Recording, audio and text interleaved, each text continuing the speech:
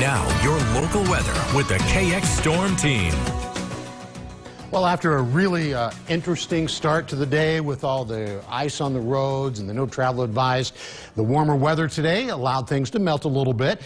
The problem is it's going to get cold again tonight, so any of those wet streets that have not dried up, the ice on it will refreeze again tonight. The water will refreeze tonight, and then tomorrow's going to be warm, and I'm talking about warm for late November, but it'll be dry. And once we get into Friday and even Saturday and possibly some areas on Sunday, we could have some rain or snow. It's not going to be real heavy, and I'll show you who has the best chance of getting that, but still, it looks like another system we'll be dealing with later in the week and into the weekend.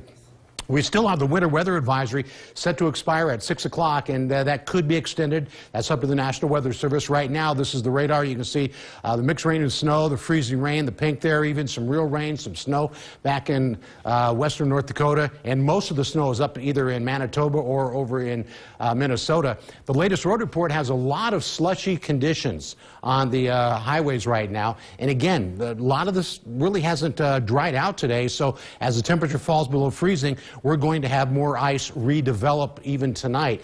Looks like east of Bismarck, the road's pretty good. North of Bismarck, the 83 is in pretty good shape, but west of Bismarck and Mandan, still a lot of slushy conditions. Temperatures are in the 30s, at least many areas right now, even warmer in the southwest. I think the southwest today around Hettinger, we got close to 50 degrees earlier today.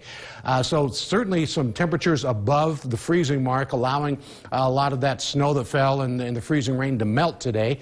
And western North Dakota, the north, Crosby's a little bit below freezing right now, still cold at Rugby, but still an awful lot of melting.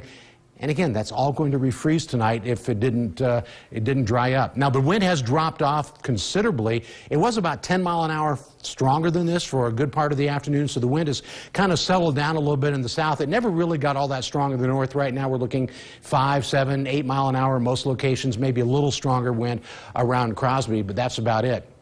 Now, around the rest of the country, well, first, there's that snow, most of it up in Canada and over into Minnesota. But what I wanted to point out is that right there. See that? All right, so let's look at a forecast model, and by tomorrow morning, it's going to be moving onshore. But you might notice that this is in central and northern California, not Washington, Oregon or Washington, and this storm is not heading right towards North Dakota. It's actually going to be heading towards the Four Corners and over towards New Mexico and Colorado by Friday morning.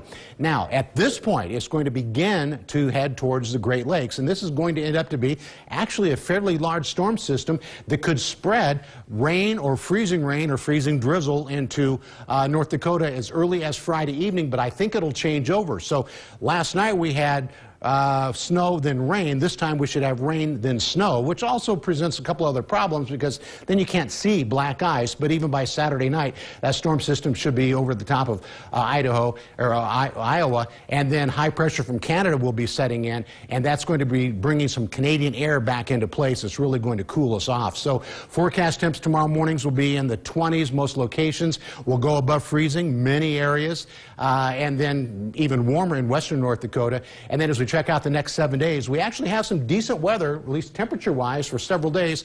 And after that Canadian high pressure sets in, it is going to get colder. But I think the southern part of the state, maybe the southwest more specifically, has a little better chance of getting some freezing rain or drizzle. So it may not be as widespread this weekend, but still there may be some travel headaches.